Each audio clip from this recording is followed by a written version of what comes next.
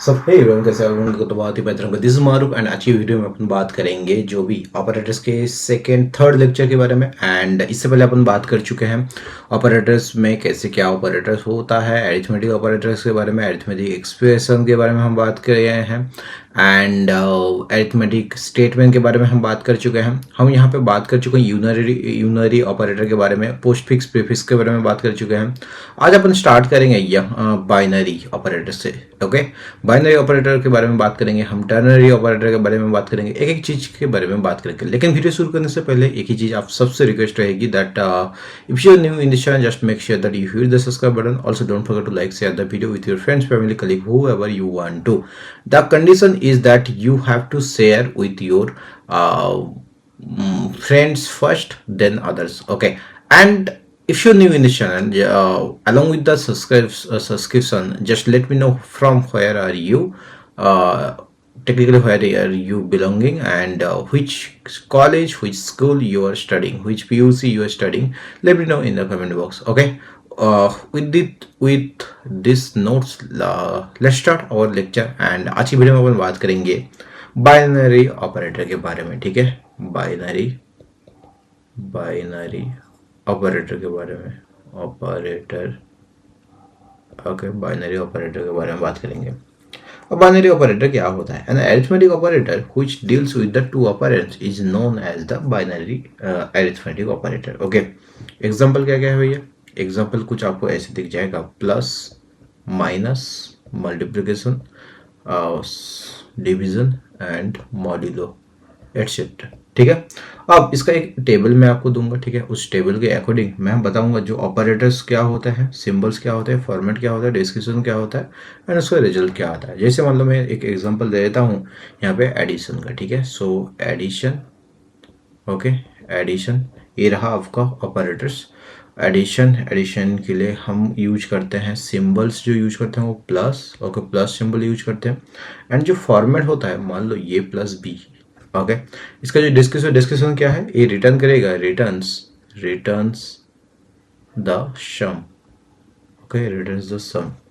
And result क्या है रहेगा, अगर a equal to 22, b equal to 5, then the result will be आपका 27।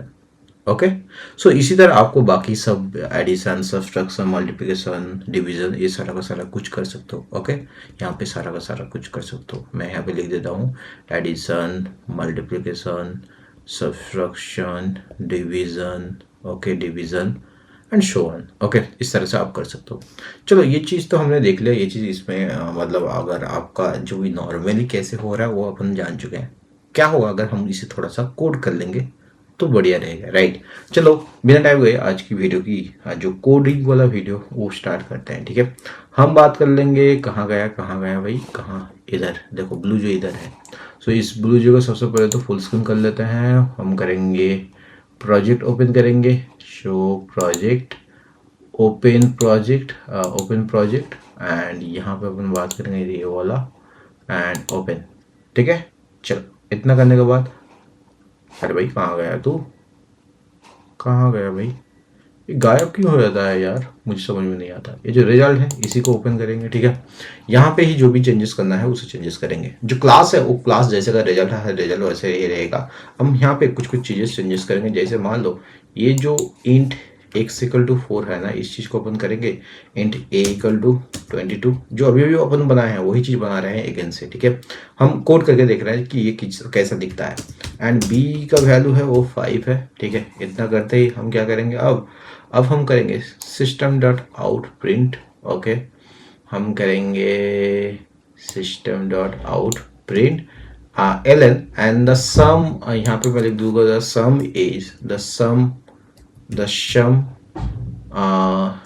सम इज इक्वल टू, मैं यहाँ पे कर दूंगा क्या, इस चीज को a plus b।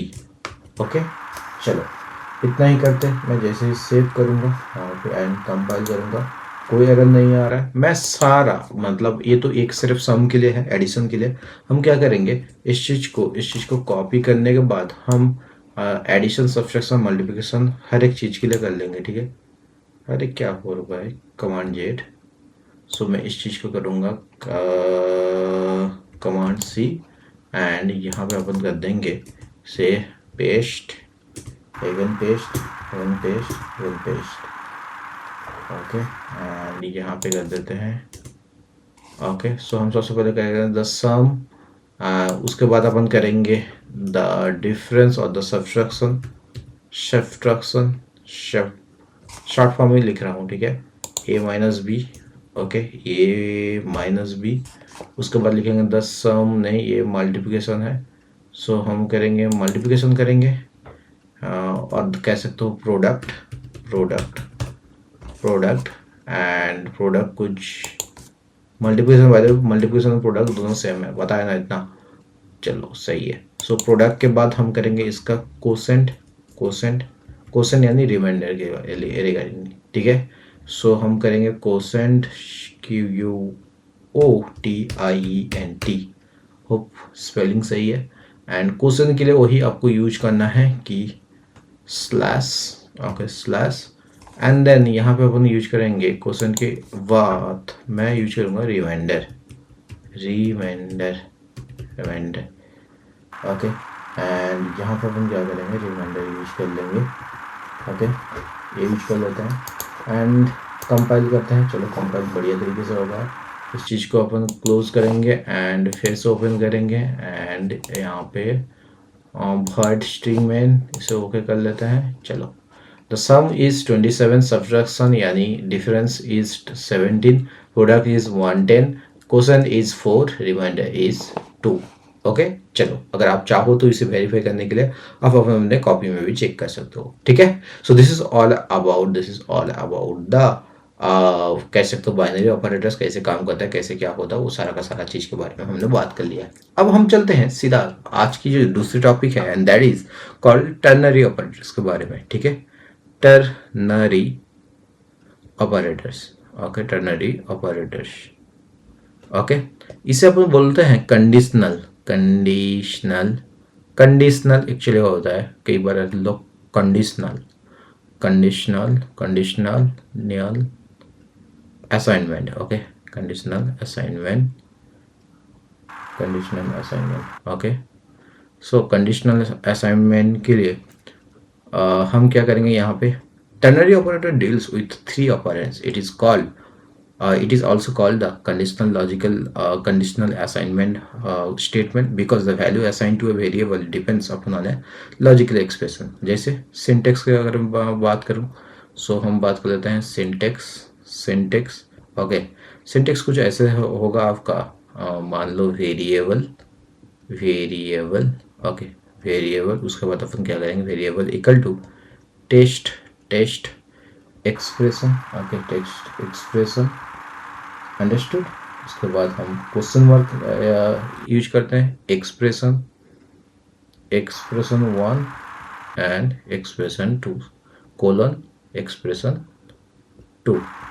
Okay, the variable contains the expression 1 if the text condition is true, expression 2 otherwise, otherwise you have to prove the expression 2, ठीक है। अब ये कैसे काम करता है, फॉर एग्जांपल यहाँ पे हम यूज कर लेते हैं, for example a equal to 5 and b equal to 3, right, a equal to 5, b equal to 3। अब इसे हम टर्नरी ऑपरेटर के साथ कैसे यूज कर सकते हैं, मान लो हम चेक करना चाहते हैं maximum, okay, maximum among this two number, so max equal to a greater than b, अगर a greater than b, if it is true a greater than b, then print a, otherwise print b।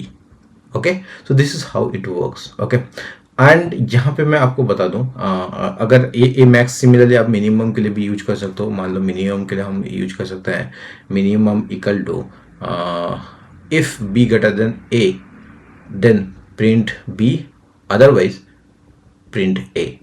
Okay, so ये जितना जो चीज़ आप लोग अभी देख रहे हो, ये जितना जो चीज़ देख रहे हो, तो हम इसे कह सकते हैं कि कैसे टर्नरी ऑपरेटर के साथ इसे यूज कर सकते हैं, राइट। नाउ हम इसी टर्नरी ऑपरेटर को rewrite the snippet of the using ternary operator, हम इसको नॉर्मली कैसे लिखते हैं इफ एल कंडीशन के सारे, उसे हम थोड़ा सा एक्सप्लेन करते हैं। मैं फर्स्ट वन को ले लेता हूँ। इफ फर्स्ट वन कुछ ऐसे लिखा जाता है, if A greater than B, normally जो कंडीशन हम अप्लाई करते हैं उसमें कैसे दिखता है वो मैं चीज़ आपको डिस्क्राइब कर रहा हूँ। D equal to A minus B, okay, else D equal to B minus A, okay, and here so इसका जो आंसर आ जाएगा, आपका आंसर जो आ जाएगा D equal to A greater than B, इसे अपन टर्नरी ऑपरेटर में कन्वर्ट कर रहे हैं, ठीक है। सो यहाँ पे आ जाएगा बी माइनस ए, ओके, समझ में आया, चलो बढ़िया। इस तरीके से और बाकी का सारा चीज़ जितना होप अगर आपको अभी दिया जाए जो कंडीशनल इफ एल कंडीशन के साथ दिया जाए तो आपको टर्नरी ऑपरेटर में यूज करना बहुत ही ज़्यादा आपके लिए आसान रहेगा, ठीक है। नाउ एक छोटा सा नोट है जो आप सबके लिए सुनना जरूरी है, that is the ternary operator is equivalent to the if else construct in the Java language. You can convert a ternary operator into if else construct and vice versa by using the illustration given here, okay. ये जो भी चीज हमने दिया है इसको सारे आप लोग ऐसे मतलब टर्नरी ऑपरेटर से आप इफ एल्स कंडीशन में जा सकते हो, इफ एल्स कंडीशन से आप टर्नरी ऑपरेटर में जा सकते हो। होप ये चीज आपको समझ में आया है ना। हम कुछ एग्जांपल ले लेते हैं एंड उसको कोड भी करके देखेंगे वो कैसे होता है, ठीक है। मान लो एक एग्जांपल ऐसा है, यहाँ पे हम एग्जांपल ले लेंगे। सो एग्जांपल वन में हम दे देंगे int she equal to 3 less than 4, अगर 3 लेस देन 4 होता है 3 मल्टीप्लाई 4 करना, वरना 3 प्लस 4 करना, ठीक है। इसका जो आउटपुट होगा ये आपको आ जाएगा 12, ओके, 12 ये आ जाएगा। चलो ये चीज़ अपन करके देखते हैं, करके देखें इस चीज़ को करके देखें कैसा रहेगा, ठीक है। सो इस चीज़ को अपन भी कर सकते हैं, ओके, या फिर एक दूसरा प्रोग्राम भी ले सकते हैं। देखते हैं क्या किया जाए। हम चलते हैं अपने प्रोग्रामिंग अपने स्क्रीन पे।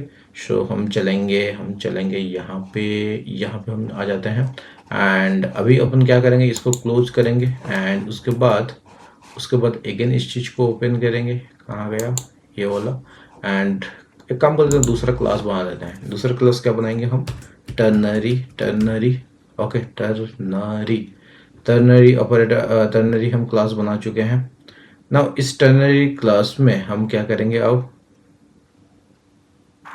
टर्नरी, ओके, एंटर करते हैं एंड इसे जैसे ही डबल क्लिक करेंगे, ओके, सेलेक्ट हटा देते हैं। अब हम करेंगे क्लास टर्नरी। उसके बाद अपन क्या करना है, इसमें करना है public static void main, public static void main। अब आपको क्या लेना है, string argument, okay, string argument. Now इसके बाद अपन क्या करना है, स्ट्रिंग आर्गुमेंट के बाद यहाँ पे चलो जी, यहाँ पे हम क्या करना है, स्ट्रिंग आर्गुमेंट के बाद हम करेंगे यहाँ पे क्या करेंगे, स्ट्रिंग आर्गुमेंट के बाद हम करेंगे यहाँ पे सबसे पहले तो 2 वेरिएबल ले लेते हैं। इंट ए इक्वल टू 42, या फिर जो स्क्रीन में लिख चुके हैं वही भी यूज कर सकता है ना। क्या कहते हो शो, नहीं ये दूसरा करते हैं, ठीक है। ओके, ये दूसरा करते हैं, नहीं काम करते हैं, कौन सा बोला है, अगर 3 लेस देन 4 है वही करते हैं। Int A equal to